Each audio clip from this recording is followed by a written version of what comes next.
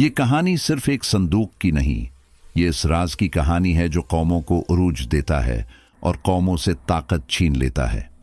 تابوت سکینہ ایک لکڑی کا صندوق نہیں تھا، یہ اللہ کی مدد، دلوں کے اطمینان اور ایمان کی فتح کی نشانی تھا۔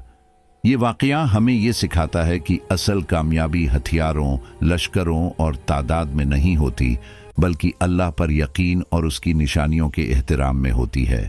بنی اسرائیل ایک وقت وہ قوم تھی جس پر اللہ کے انعامات کی بارش ہوتی تھی۔ ان کے درمیان انبیاء آتے رہے، معجزے ظاہر ہوتے رہے اور اللہ کی مدد ان کے ساتھ رہی، مگر وقت کے ساتھ ساتھ ان کے دل بدلنے لگے۔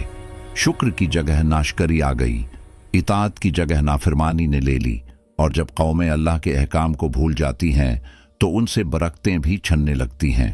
تابوت سکینہ حضرت موسی علیہ السلام کے زمانے سے بنی اسرائیل کے پاس تھا۔ اس میں ان مقدس نشانیوں کو رکھا گیا تھا جو اللہ کی یاد دلاتی تھیں۔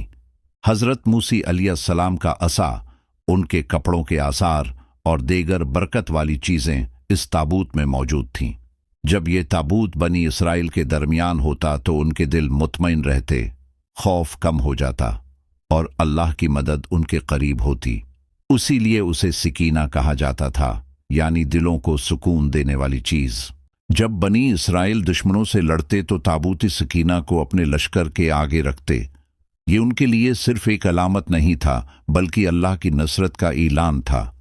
مگر جب نافرمانی بڑھی تو اللہ نے ان سے یہ نعمت چھین لی۔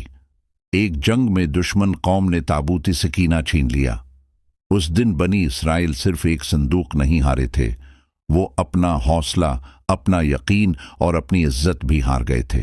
تابوت کے چھن جانے کے بعد بنی اسرائیل کی حالت بدل گئی، دلوں میں خوف بیٹھ گیا، دشمن غالب آنے لگے اور ہر طرف شکست نظر آنے لگی۔ تب انہیں احساس ہوا کہ مسئلہ دشمن کی طاقت نہیں تھا، مسئلہ ان کا اپنا کمزور ایمان تھا۔ وہ سمجھ گئے کہ اللہ کی مدد بغیر اطاعت کے نہیں ملتی۔ کچھ عرصے بعد بنی اسرائیل نے اللہ سے دعا کی کہ ان کے لیے ایک بادشاہ مقرر کیا جائے جو انہیں دوبارہ منظم کرے۔ اللہ نے طالوت کو ان کا بادشاہ مقرر فرمایا، مگر قوم نے اس پر اعتراض کیا۔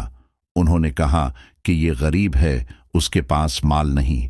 یہ بھی بنی اسرائیل کی ایک کمزوری تھی کہ وہ قیادت کو ایمان سے نہیں، دولت سے ناپتے تھے۔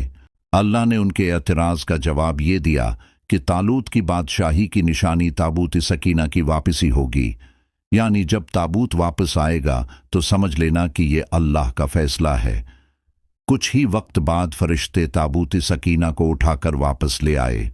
جب بنی اسرائیل نے اسے اپنی آنکھوں سے دیکھا تو ان کے دلوں میں پھر سے سکون اتر آیا اور انہیں یقین ہو گیا کہ اللہ اب بھی ان کے ساتھ ہے۔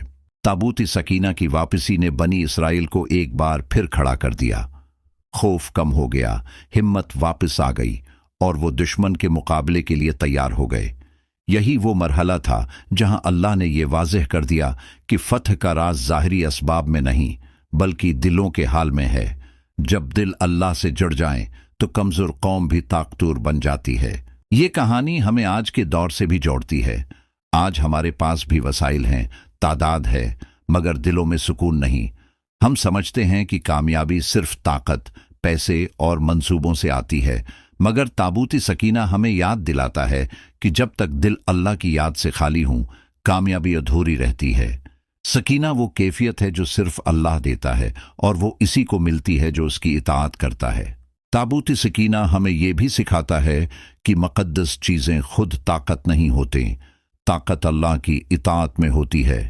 جب بنی اسرائیل نافرمان ہوئے تو تابوت ان کے پاس ہونے کے باوجود ان کے کسی کام نہ آیا، اور جب انہوں نے توبہ کی اور اطاعت کی طرف لوٹے تو اللہ نے وہی تابوت ان کے لیے فتح کی نشانی بنا دیا۔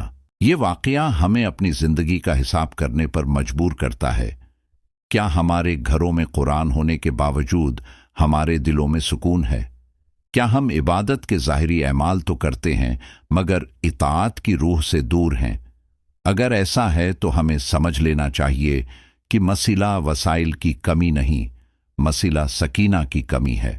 آخر میں یہ بات صاف ہو جاتی ہے کہ تابوت سکینہ ایک پیغام ہے ہر دور کے انسان کے لیے۔ یہ پیغام یہ ہے کہ اللہ کی مدد اسی کے ساتھ ہوتی ہے جو اس کے حکم پر چلتا ہے۔ جو قومیں اللہ کو یاد رکھتی ہیں اللہ انہیں یاد رکھتا ہے، اور جو اللہ کو بھول جاتی ہیں ان سے سب کچھ چھن جاتا ہے، چاہے وہ کتنی ہی طاقتور کیوں نہ ہوں۔ یہی تابوت سکینہ کا راز ہے اور یہی فتح کا اصل راستہ ہے۔